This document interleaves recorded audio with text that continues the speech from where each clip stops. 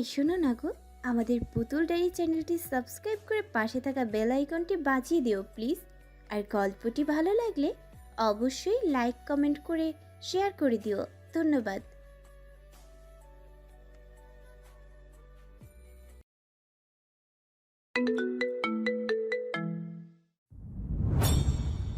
মানুষ কিন্তু নামের সাথে যুক্ত এক ভয়াবহ রূপ মার্কো।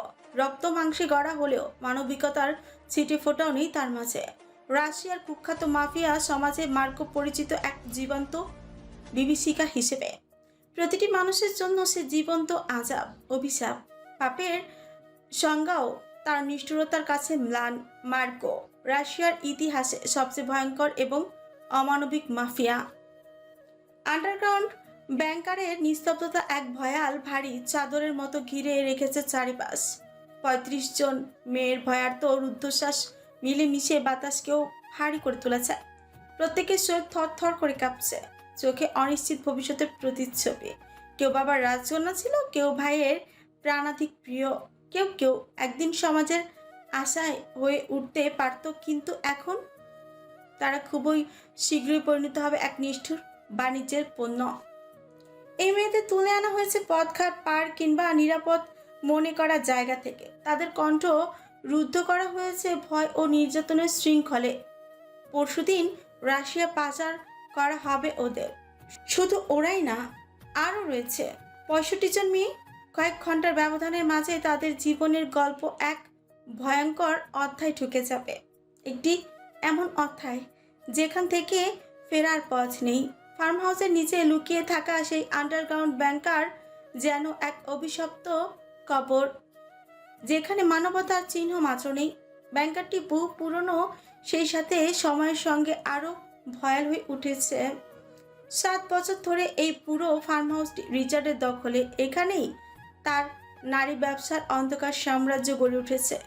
সব সময় মেয়েদের তুলে এনে এখানেই একত্র করা হয়, পরে এখান থেকে তাদের পাচার করা হয়, কিংবা ধনী খদ্দেররা এসে নিজ পছন্দ মতো মেয়ে নিয়ে যায় চওড়া দামে। মার্কো রাশিয়ার ভয়ঙ্কর মাফিয়া ডন, নিয়মিত এখান থেকেই বড় চালান নিত। প্রতিবারের মতো এবারও রিচার্ডের কাছে ১০০ মেয়ে চেয়েছিল সে। তবে সমস্যাটা শুরু হয় এখানেই। কোনোভাবে সেই সংখ্যক মেয়ে জোগাড় করা সম্ভবই হচ্ছিল না। রিচার্ডের মাথায় অশান্তির ঝড় উঠেছিল। মার্কোকে ঠকানো মানে নিজের ব্যবসার কবর খোঁড়া। হিংস্র আর লোভী মার্কো লস সহ্য করতে জানে না। আর আগাম টাকা নিয়েও রিচার্ড তাকে প্রতিশ্রুতি পূরণ করতে ব্যর্থ হলে কি হতে পারে, কতটা ভয়াবহ হতে পারে তা জানে রিচার্ড। মার্কোর চাপ রিচার্ডের শ্বাস রুদ্ধ করে তুলেছিল। সময় দ্রুত ফুরিয়ে আসছিল, তাও মেয়েদের সংখ্যা পূরণ করা অসম্ভব হয়ে উঠেছিল। পরিস্থিতি সামাল দিতে রিচার্ড নিজের মুনাফার একটি বড় অংশ ছাড় দিয়ে টাকার পরিমাণও বাড়িয়ে দিয়েছিল। তবুও ফলাফল শূন্য। এরই মধ্যে মার্কোর কানে গোপন খবর পৌঁছে যায়, রিচার্ড তার প্রতিশ্রুতি রাখতে পারছে না। হিংস্র মার্কো এক পর্যায়ে নিজেই বাংলাদেশে আসার সিদ্ধান্ত নেয়। আর সেই খবর রিচার্ডের কানে পৌঁছাতেই যেন ওর মাথায় বজ্রঘাত হলো। ফিরতি পথ থেকে তড়িঘড়ি করে ফিরে আসে এলিজাবেথকে এখান থেকে সরিয়ে ফেলার জন্য। রিচার্ড মার্কোকে ভয় পায় না, ভয় পেয়েছিল মার্কোর নোংরা দৃষ্টিকে, ভয় পেয়েছিল এলিজাবেথের নিরাপত্তা নিয়ে। তবে ভাগ্য রিচার্ডের সঙ্গে বিশ্বাসঘাতকতা করল। সবকিছু ঠিকঠাক করার আগেই বাঁধ ভেঙে যায় তাজওয়ারের ক্ষেত্রে। শেষ রক্ষার সব পরিকল্পনাই ছাই হয়ে যায় মুহূর্তেই। মার্কোর বর্তমান উপস্থিতি ব্যাংকারের ভারী পরিবেশকে আরও অসহনীয় করে তোলে। তার উচ্চতা, দৃঢ় শরীরের গঠন আর ভয়ঙ্কর দৃষ্টি শয়তানের ছায়া হয়ে ঘুরে বেড়াচ্ছে চারপাশে। ঠোঁটে চেপে ধরা মোটা সিগারেটের ধোঁয়ার কুঞ্জলি উঠেছে। পাশে দাঁড়িয়ে আছে টম, মার্কোর বিশ্বস্ত সহযোগী, যার মুখেও একই নিষ্ঠুরতার ছাপ। মার্কো ঘুরে ঘুরে ক্রন্দনরত মেয়েদের দেখছে, তবে তার চোখ বারবার গিয়ে আটকে যাচ্ছে রিচার্ডের দিকে, তীব্র ঘৃণা ভরা দৃষ্টিতে তাকিয়ে থাকা এলিজাবেথের উপর। এলিজাবেথের দৃঢ়তা আর চুপচাপ বিদ্রোহ মার্কোর দৃষ্টি এড়িয়ে যেতে পারছে না। রিচার্ড শটা নির্লিপ্ত ভঙ্গিতে দাঁড়িয়ে আছে, পাশেই লুকাস আর ন্যাসো, দুজনেই গম্ভীর। ব্যাংকারের পরিবেশ ভারী হয়ে আছে মেয়েদের কান্না ও অসহায় ফিসফিসের চিৎকারে। মার্কোর গার্ডদের নতুন করে ধরে আনা ৩৫ জন মেয়ে নিঃশব্দে কাঁপছে ভয়ে। বাকি ৬৫ জন অন্য কক্ষে তালাবদ্ধ। সব মেয়েদের পেছনে হাত বাঁধা অবস্থায় হাঁটু গেড়ে বসিয়ে রাখা হয়েছে। তাদের মুখে কাপড় ঢেকে দেওয়া, চোখে আতঙ্কের নীরব ভাষা। চারপাশে মার্কর গার্ডরা ভারী অস্ত্র নিয়ে সতর্ক দৃষ্টিতে টহল দিচ্ছে। জায়গাটিতে এমন নিস্তব্ধতা যেন শ্বাস ফেলাটাও অপরাধ। মার্কো তীক্ষ্ণ চোখে এলিজাবেথের আর রিচার্ডকে দেখছে। ঠোঁটের কোণে ঝুলে থাকা সিগারেট মাটিতে ফেলে বুটের আঘাতে চাপা দিল সে। ভারী পদক্ষেপে এগিয়ে গিয়ে রিচার্ডের সামনে দাঁড়ালো। রিচার্ড শান্ত, পাথরের মতো অনড়। 1 সপ্তাহ সময় দেওয়ার পরও 100 মেয়ে জোগাড় করতে পারোনি। I am so disappointed in you. রিচার্ডের গলা গম্ভীর তবে দৃঢ়। আমি সময় চেয়েছিলাম, অযথা আসার কোনো মানেই ছিল না। আর কতদিন সময় লাগতো? জবাব দিতে বাধ্য নই। মার্কোর ঠোঁটের কোণে এক চিলতে বিদ্রুপ ফুটে উঠল। জবাব দিতে তো তুমি বাধ্য মিস্টার কায়নাত। 100 কোটি টাকার ডিলের প্রশ্ন এটা। আমার নীতিতে জোর জবরদস্তি চলে না। রিচার্ড চোখে চোখ রেখে বলল। হঠাৎ একটা মেয়ে হুড়মুড়িয়ে কান্নায় পরিবেশ থমথমে নীরবতা চূর্ণ হলো। মার্কোর বডিগার্ড টম বিরক্তিকরের সাথে এক গার্ডের কাছ থেকে বন্দুক ছিনিয়ে নিয়ে মেয়েটার দিকে এগিয়ে গিয়ে আঘাতের বন্যা বয়ে দিতে থাকে। অশ্রু ও যন্ত্রণায় ভেঙে পড়লো বাকি মেয়েগুলো। তাদের কণ্ঠে করুণ আর্তনাদ। এই মেয়েগুলো সব কয়টাই ফুলের মতো কোমল, এলিজাবেথের থেকেও ছোট। এলিজাবেথ নিজেই অসহায় অবস্থায় তাদের এই নিষ্পাপ কান্না দেখে নিজেকে আর ধরে রাখতে পারল না। হামাগুড়ি দিয়ে দিয়ে টমের কাছে গিয়ে হাঁটুর দিকে মাথা দিয়ে আঘাত করতেই থাকে। টম বিরক্ত হয়ে পা দিয়ে এলিজাবেথকে সজোরে দূরে ছুঁড়ে ফেলে দিল। এলিজাবেথ ছিটকে গিয়ে মাটিতে আছড়ে পড়ল। মুখ দিয়ে অস্পষ্ট একটা আর্তনাদ বেরিয়ে এলো। আগের ক্ষত চিহ্নগুলো নতুন ধাক্কায় রক্ত ঝরাতে শুরু করলো। রিচার্ড তখনও মার্কোর সাথে কথা চালিয়ে যাচ্ছিল। আকস্মাৎ এলিজাবেথের করুণ শব্দ কর্ণপাত হতে চৌকিতে সেদিকে তাকালো। কোনো দ্বিধা ছাড়াই ছুটে গিয়ে এলিজাবেথকে সোজা করে বসালো। মুখের কাপড়টা খুলতে এলিজাবেথের তীব্র কষ্ট ও হতাশার ছাপ স্পষ্ট হলো। রক্তে ভেজা মুখ। হঠাৎ রিচার্ডের মুখে ছিটকে পড়ল থুতুর দলা। উপস্থিত সবাই মুহূর্তেই হতবাক। রিচার্ডের চোখ মুখ খিচে উঠল। হাতের পিঠ দিয়ে থুতু মুছে নিতে নিতে অভ্যন্তরের ক্রোধের বিস্ফোরণ ঘটল। মার্কো এক পাশে দাঁড়িয়ে রিচার্ডের প্রতিক্রিয়া লক্ষ্য করছিল। ঠোঁটের কোণে এক অদ্ভুত বক্র হাসি। রিচার্ড হিংস্রতার প্রকাশ করে হঠাৎই পেছনে হাত দিয়ে এলিজাবেথের চুল চেপে ধরল। তীব্র ব্যথা এলিজাবেথ কুকড়েই গেল। চোখে মুখে ছিল ঘৃণা, সাথে নীরব ব্যথা। রিচার্ড কণ্ঠে বরফের মোড়া আগুন। গেড়ে দিব একদম। এলিজাবেথ নিজের কষ্ট ভুলে আঘাত করলো কথায়। জানোয়ার, নরপিশাচের বাচ্চা, ছেড়ে দে মেয়েগুলোকে। তৎক্ষণাৎ রিচার্ড গলার কাছে শক্ত করে চেপে দিল। ফিসফিসিয়ে গলায় চিবিয়ে চিবিয়ে বলল, তোর পরিণতিও খুব শীঘ্রই এই মেয়েদের মতো হতে চলেছে। তেজ কমিয়ে নে, বাঁচতে চাইলে ভবিষ্যতের জন্য ভালো হবে। মার্কো তখন পেছন থেকে গাঢ় স্বরে বলল। Richard you guys know each other. এলিজাবেথকে মাটিতে ছুঁড়ে ফেলে উঠে দাঁড়ালো। ঠান্ডা গলায় বলল। নো। মার্কোর চোখে সন্দেহের ছায়া, কিন্তু ঠোঁটের কোণে বিদ্রোহ। তাহলে সকালে ওটা কি ছিল? মার্কো ইঙ্গিত করলো তাজুয়ার ঘটনাটা। রিচার্ড মুখে কোনো ভাবনায় নেই বলল, আমি পথের কাটা রাখি না। যে আমার পথে আসবে তার মৃত্যু নিঃসংশয় হবে। তাই বলে একটা সামান্য কলগালের জন্য এত ক্ষোভ? রিচার্ডের হাত মুষ্টিবদ্ধ হয়ে উঠল তৎক্ষণাৎ। কণ্ঠ যেন বজ্রপাত। Watch your words Marco. আমি কথা কম বলি, কাজ বেশি করি। নিজেকে সামলে রেখো। মার্কো চমৎকার হাসি দিল।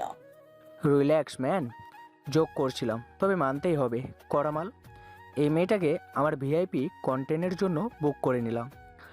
মার্কো লালসা মাখা দৃষ্টিতে এলিজাবেথের দিকে তাকানো। এলিজাবেথের ভেতর বিষাদের ঝড় তুলল। চিৎকার করে উঠল। এত নিষ্ঠুর হবেন না, আল্লাহর দোহাই লাগে, ছেড়ে দিন মেয়েগুলোকে। আরেকটা গার্ড এলিজাবেথের দিকে তেড়ে যেতে নিলেই লম্বা শ্বাস ফেলল রিচার্ড।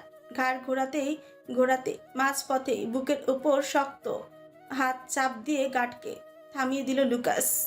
হুম, এই মেয়ে আমাদের আন্ডারে যতক্ষণ পর্যন্ত আমাদের কাছে, এটা আমাদের দায়িত্ব। লুকাসের গলায় স্পষ্ট সতর্ক বার্তা। গার্ডটা এক পা পিছিয়ে গেল। তবে এতে ক্ষিপ্ত হয় মার্কো। পিঠ পিছে গুজে রাখা গান বের করে এলিজাবেথের দিকে এগিয়ে যেতে নিলেই বাধা দেয় রিচার্ড। দণ্ডায়মান প্রাচীরের মতোই এসে সামনে দাঁড়ায় মার্কোর, হুঁশিয়ারি দিয়ে বলল, Marco, don't cross the line. Didn't you hear what he said? মার্কোর চোখে সন্দেহের ছায়া আরো গাঢ় হলো। ধীরে ধীরে এগিয়ে এসে রিচার্ডের আরো নিকটস্থ হয়ে দাঁড়ালো। তীক্ষ্ণ দৃষ্টি রাখলো সমুদ্র নীল চোখে। শুনলাম বাতাসে নাকি ভাসছে গ্যাংস্টার বস রিচার্ড কায়নাতের বিয়ে করছে।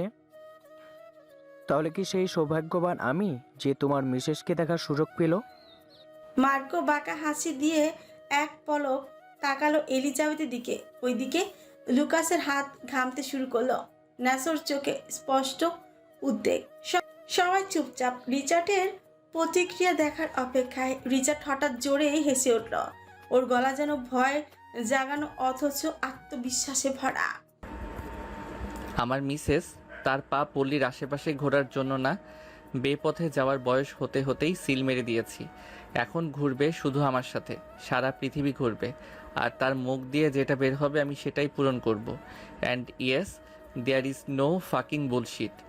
এলিজাবেথ ফ্যাল ফ্যাল করে তাকিয়ে থাকলো রিচার্ডের দিকে। ভেতরের দ্বন্দ্ব আর শূন্যতায় নিমজ্জিত। চোখের কোণে এক ফোঁটা সুপ্ত আলোর মতো লুকিয়ে থাকা মৃদু ভালো লাগা, যা মুহূর্তে উজ্জ্বল হতে পারত, তা ধীরে ধীরে মিলিয়ে গেল। অক্ষিপট ছড়িয়ে গিয়ে সেই আলোর জায়গা নিল এক অদ্ভুত শূন্যতা। একেবারে শূন্যের কোটায় দাঁড়িয়ে থাকা নির্বিকার অনুভূতি। ক্রিং ক্রিং ক্রিং হিলের জোড়া শব্দ ধীরে ধীরে এগিয়ে আসছে। সকলের চোখ একসঙ্গে দরজার দিকে স্থির হয়ে গেল। রেড ভেলভেট শর্ট গাউনে আবৃত লারা হেলে দুলে সামনে এগিয়ে আসছে। ছোটে লেপটে থাকা কড়া নোট লিপস্টিক যেন ঘরের আলোটুকু কেড়ে নিচ্ছে। এক মুহূর্তের জন্য সবাই স্তব্ধ। জলজল করে উঠল চোখ। এলিজাবেথের ভেজা চোখে একসঙ্গে তিক্ততা আর অপরিচিত এক সংকীর্ণতার ছাপ অনুভূত হচ্ছিল। এই দৃশ্যটা যেন ওর সমস্ত আত্মবিশ্বাসকে ধূলিসাৎ করে দিয়েছে। I missed you so much baby. রিচার্ডের কণ্ঠে পিপাসার তীব্রতা। এগিয়ে গিয়ে লারার কোমর জড়িয়ে ধরল রিচার্ড। হতভম্ব হয়ে দাঁড়িয়ে রইল ন্যাসল লুকাস। মার্কোর চোখে এক ঝলক সংশয় খেলে যায়। তবে কি তার ধারণা ভুল ছিল? এদিকে এলিজাবেথের শরীরটা যেন আস্তে আস্তে অসাড় হয়ে আসছে। বুকের ভেতর এক অদম্য ঝড় বয়ে যাচ্ছে। লারার কোমর ধরে ওকে সামনে টেনে নিয়ে গেল রিচার্ড। সবার চোখের সামনেই দাঁড়িয়ে মার্কোর উদ্দেশ্যে এক চড়া হাসি দিয়ে বলল, মিট মাই ওয়াইফ। মার্কো স্তব্ধ, দাঁতে দাঁত চেপে মুখে জোরপূর্বক হাসি ফুটিয়ে তুলল। হেই সেক্সি। লারা গাল ভরা হেসে মার্কোর দিকে তাকালো। Hello handsome. রুমে ভারী পরিবেশ আরো গাঢ় হলো। এলিজাবেথ নীরবে চোখ নামিয়ে নিল। এ দৃশ্য যে তার সহ্যের বাইরে। লারা লাল লিপস্টিকের রং আর রিচার্ডের কোমরে জড়িয়ে ধরা দৃশ্যটা যে ওর কাতর চোখ থেকে আর মোছার মতোই নয়। লারার আগমনে ব্যাংকারের ভারী লোহার দরজা খুলতেই যেন এক মুহূর্তের মুক্তির স্বাদ পেল মেয়েটা। ভয় কাঁপতে থাকা হৃদয় নিয়ে ছুটে বেরিয়ে আসার চেষ্টা করলো সে। কিন্তু স্বপ্নের মতোই সব শেষ হয়ে যায় যখন গার্ডদের হাত তার ক্ষীণ শরীরটাকে শক্ত করে থামিয়ে দেয়। এক চিৎকারে ভেঙে পড়ে মেয়েটি। তবুও চোখে ছিল জীবনের জন্য শেষ চেষ্টা। মার্কোর চোখ দুটো শিকারীর জানোয়ার মতো জ্বলছে। তার নৃশংসতার সীমা এবার আর কিছুতেই ছুঁতে পারবে না। মেয়েটিকে গার্ডদের হাতে থেকে ছিনিয়ে নিয়ে নিষ্ঠুরতার চূড়ান্তে পৌঁছায়। মেয়েটাকে মেঝেতে ফেলে নিজের ভারী বুটের পায়ের নিচে পিষতেই থাকে। বুট পরিহিত পা দিয়ে অনবরত আঘাত করতে থাকে স্পর্শকাতর জায়গাগুলোতে। মেয়েটির বুক থেকে মর্মবেদী আর্তনাদ বেরিয়ে আসছে। এক নিমিষে সমস্ত ব্যাংকার জুড়ে এক শীতল আতঙ্কের ছায়া ফেলে। অন্য মেয়েদের গা শিউরে উঠে নির্বাক চাহনিতে দেখতে থাকে সেই ভয়াবহ দৃশ্য। কেউ কাঁদতে চায়, কেউ চিৎকার করতে চায়, কিন্তু ভয়ের ঠোঁট কামড়ে সমস্ত শব্দ আটকে রাখে। এলিজাবেথ আর চুপ থাকতে পারল না। তার ন্যায়বোধ, তার মাতৃত্ববোধ তাকে ঠেলে নিয়ে গেল এই নিষ্ঠুরতার বিরুদ্ধে। ছুটে গেল মেয়েটিকে বাঁচাতে, কিন্তু তার আগেই রিচার্ড নিজের পশু সুলভ হাসি দিয়ে এক ল্যাং মেরে এলিজাবেথকে মাটিতেই ফেলে দেয়। এলিজাবেথের চিৎকার সেইখানটায় প্রতিটি দেয়াল ভেঙে ফেলতে চায়। উঠে আবারও ছুটতে চায়, কিন্তু রিচার্ড ওর পায়ের উপর পা দিয়ে চেপে ধরে রেখেছে যাতে 1 ইঞ্চিও নড়তে না পারে। জানোয়ারের বাচ্চা, ছেড়ে দে মেয়েটাকে, আল্লাহ সহ্য করবে না। এলিজাবেথের গলা ফেটে যায় চেঁচাতে চেঁচাতে, কিন্তু তার আহ্বান যেন শূন্যেই হারিয়ে যায় শুধু। কেউ এগিয়ে আসে না, কেউ প্রতিবাদ করে না। প্রতিটি মুখে শুধু আতঙ্ক, প্রতিটি চোখে শুধু এক অসম্ভব ভয়। মেয়েটি ধীরে ধীরে স্তব্ধ হয়ে যায়, তার নড়াচড়াও থেমে যায় অতিরিক্ত রক্তক্ষরণে জাগাতেই মরে পড়ে থেকে মেঝেতে। মেয়েটি নিথর শরীরের দিকে চেয়ে এক মুহূর্তের জন্য এলিজাবেথ নড়তে পারে না। মাটিতে মুখ গুজে কাঁদতে থাকে অঝরে। লারা পুরো দৃশ্যটি এক অদ্ভুত নির্লিপ্ততায় দেখছিল। তার ভেতরেও কিছু কাঁপছে। এমন ভয়ানক দৃশ্য, এমন এমন নিউসির নিষ্ঠুরতার শক্ত হৃদয়ের অধিকারী তাকে অস্বস্তিতে ফেলে দিয়েছে। মার্কো হাঁপাতে হাঁপাতে মেয়েটির রক্তে ভেজা মুখের দিকে ক্ষিপ্ত চোখে চেয়ে দাঁড়িয়ে থাকে। তার চেহারার উপর লেগে থাকা রক্তই তার রাক্ষসী মানসিকতার প্রতীক। মার্কো ঘন নিঃশ্বাস ফেলে রিচার্ডের পাশে গিয়ে দাঁড়ালো। মুখে কোনো কথা নেই, চোখে শুধুই অস্পষ্ট এক নৃশংসতা ছায়া। রিচার্ডের লোকেরা মেয়েটির নিথর শরীর সরিয়ে ফেলতে ব্যস্ত। কারো চোখে অনুশোচনা নেই, কারো মুখে ভয় নেই, বরং এটা তাদের কাজ, নিয়মিত রুটিনের অংশ। মেয়েটির ক্ষতবিক্ষত দেহকে একটি পুরনো কাপড়ে মুড়ে ফেলে টেনে নিয়ে যাচ্ছে তারা যেন একটি ভাঙা পুতুল সরানো হচ্ছে। টম যে এতক্ষণ নীরব ছিল, চুপচাপ নিজের পকেট থেকে একটি সাদা রুমাল বের করে মার্কোর সামনে বাড়িয়ে ধরল। মার্কো নিজের রক্তে ভেজা মুখ মুছতে শুরু করল। পরিবেশ কিছুটা ঠান্ডা হতে টম মার্কোর কানের কাছে গিয়ে কিছু বায়না করল। মার্কো তাকে চোখ রাঙানো, তৎক্ষণাৎ চুপসে গেল টম। দুষ্ট হাসি ছড়িয়ে মার্কো রিচার্ডের দিকে চাইল, ইঙ্গিতপূর্ণ ভাবে বলল, be careful Tom, this fucking whore is for me. এক মুহূর্ত থেমে, তো মিস্টার কায়নাত, ফার্ম হাউসের সবচেয়ে বড় কামরা আমার জন্য সাজানো হোক। টম, ডিনারের জন্য অন্য কিছু চুজ করো। My soul seeks wells and my body yearns for peace within hers. বলার সঙ্গে সঙ্গে টম গিয়ে সব থেকে উজ্জ্বল রাঙা মেয়েটার উপরই ঝাঁপিয়ে পড়ল। বাজেভাবে এলোমেলো ভাবে ছোঁয়াতে ভরিয়ে দিতে থাকে। বাকি মেয়েটার চোখের সামনেই এই জঘন্য অপ্রীতিকর দৃশ্য থেকে মাথা নুইয়ে ফেলে। বুক ফেটে কান্না আসে এলিজাবেথের। তবে সে অক্ষম। নাসো লুকাস নীরব নত দৃষ্টি নিবিষ্ট করে রেখেছে। মার্কোর কথার ইঙ্গিত বুঝতে বেশি সময় লাগলো না রিচার্ডের। চোখে ক্রোধের ছিরিক, তবুও মুখে ঠান্ডা হাসি। মার্কো ক্রমশ ক্রন্দনরত এলিজাবেথের দিকে এগিয়ে যেতে নিলে এর আগে রিচার্ড গলা উঁচিয়ে বলে উঠল, আমার রাজ্যে সবচেয়ে বড় কামরা আমার জন্যই বরাদ্দ। আগে আয়েশ করে তারপর না হয় অন্যদের বিষয় ভাববো। লারা এইসব দেখে নীরব দর্শক হয়ে রইল। ভেতরটা জ্বলে পুড়ে ছাই হয়ে যাচ্ছে। অযাচিত কারণে জমে থাকা কষ্ট যেন বিস্ফোরণের অপেক্ষায়। রিচার্ডের কথায় মার্কোর চোখে ক্রোধ ফুটে উঠলেও নিজেকে সংযত রাখলো। রিচার্ড এবার লারার কোমর ছেড়ে কাঁধে হাত রাখলো, হাসকি স্বরে বলল, লেটস গো বেবি, তুমি আজ শাস্তি পাওয়ার যোগ্য।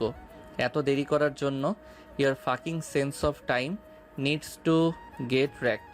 রিচার্ডের সংস্পর্শে আসার পরও আজ লারার খুব অস্বস্তি হচ্ছে। মুখ তুলল এলিজাবেথ হতভম্ব দৃষ্টিতে চেয়ে আছে রিচার্ডের দিকে। রিচার্ডের সংস্পর্শে লারা অবিশ্বাস্য আর যন্ত্রণায় চোখ ভরা। এলিজাবেথ ভেজা কণ্ঠে চিৎকার করে উঠল। রিচার্ড আপনি এমনটা করতে পারেন না। থামলো, পেছন ফিরল, কিন্তু লারাকে ছাড়ল না, বরং আরো শক্ত করে নিজের কাছে টেনে নিল। পরপর এলিজাবেথের দিকে চেয়ে শক্ত কণ্ঠে বলল, who the hell are you be? একটা বিশ্রী গালি দিতে গিয়েও থেমে গেল রিচার্ড। এলিজাবেথের কণ্ঠ কাঁপছে। ভাঙা গলায় সে আবারও বলল, না, আপনি এমনটা করতে পারেন না। রিচার্ড তীক্ষ্ণ হেসে বলল, হ্যাঁ আমি পারি, আর তোকে সামনে রেখেই করে দেখাবো। এই বলে রিচার্ড লারার দিকে ঝুঁকে কিস করতে গেলে এলিজাবেথ পায়ের কাছে পড়ে থাকা একটি পাথর তুলে রিচার্ডের দিকে ছুঁড়ে মারল। পাথরটা গিয়ে রিচার্ডের মাথায় লাগলো। উপস্থিত সবাই শিউরে উঠল। রিচার্ডের চোখ রক্তবর্ণ হয়ে উঠে মুহূর্তে। মুষ্টিবদ্ধ হলো হাত। তৎক্ষণাৎ থেমে যাওয়া মস্তিষ্ক যেন ফের জেগে উঠল তার চিরচারিত পৈশাচিক রূপে। বিদ্যুৎ বেগে এলিজাবেথের দিকে ছুটে গিয়ে ওর গলায় পাড়া দিয়ে ধরল রিচার্ড। প্রচণ্ড রাগে হিংস্র গলায় চিচিয়ে উঠল।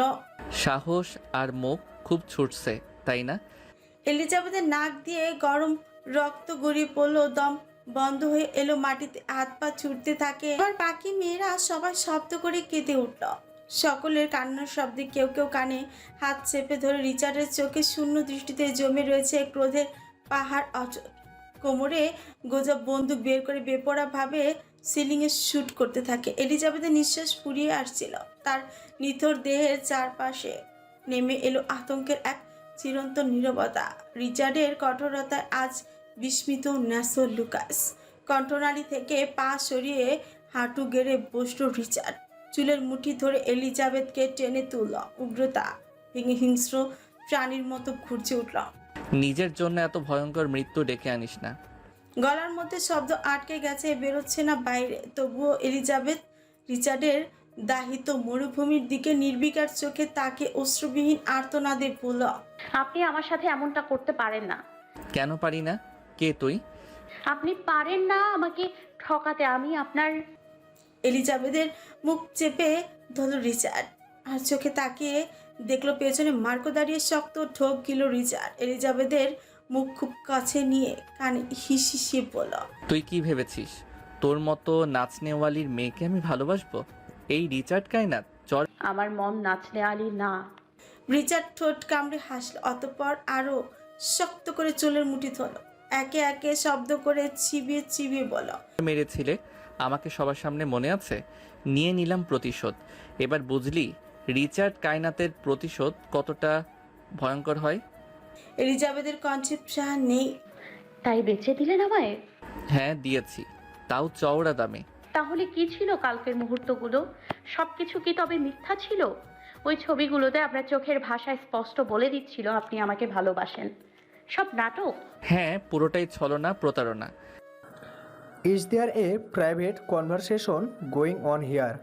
So, Mr. Kainat, my sampling was correct. Marco রিচার্ডের খুব নিকটে দাঁড়িয়ে সন্দেহভাজন কণ্ঠে আওড়ালো। বিদকুটে হাসি দিল Richard. Marco, are you joking with me? You are doubting me over a prostitute girl? Can't you see the smart and elegant girl is standing in front of you? Lara is perfect for me. মাথা নুইয়ে ফেলল লারা। তার আজ এসব কিছুই ভালো লাগছে না। শরীরে বিষের মতো বিচ্ছে এলিজাবেথের বুকে। রিচার্ডের প্রতিটি কথা নরকের যন্ত্রণার আহাজারিময়। শূন্য বুকে দ্বিধাহীন ভাবে চেয়ে আছে রিচার্ডের দিকে। অভিব্যক্তিতে খানিকটা আবা দিচ্ছে ভেতরের তোলপাড়। মার্কোর কণ্ঠ আরো গভীর হলো। So, why is it taking so long? Is Richard Kainat showing weakness for a mere market girl? ফাক অফ মার্কো, রিচার্ডের সাথে দুর্বল শব্দটা যায় না। রিচার্ড বজ্র কণ্ঠে চেঁচিয়ে উঠল, চোখে তার হিংস্র আগুনের ঝলক। এলিজাবেথের চুল মুঠো করে টেনে তুলে সকলের উদ্দেশ্যে চিৎকার করে বলল, who wants to spend time with her? সমগ্র ব্যাংকার নীরবতায় ছেয়ে গেল। এতক্ষণে গিয়ে মার্কোর ঠোঁটে সন্দেহজনক হাসি ফুটে উঠল। মার্কো ঠোঁটে বিকৃত হাসি নিয়ে এগিয়ে আসতে চাইলে রিচার্ড হাত তুলে থামিয়ে দিল। কণ্ঠ কঠিন, চেহারা পাথরের ছাপ। নো মার্কো, দাসীর সাথে দাসী যায়, মনিব নয়। মার্কোর মুখ কালো হয়ে গেল। অপমান হজম করতে হলেও সে আর কিছু বলল না। রিচার্ড আবারও চিৎকার করল। কে থাকতে চায়?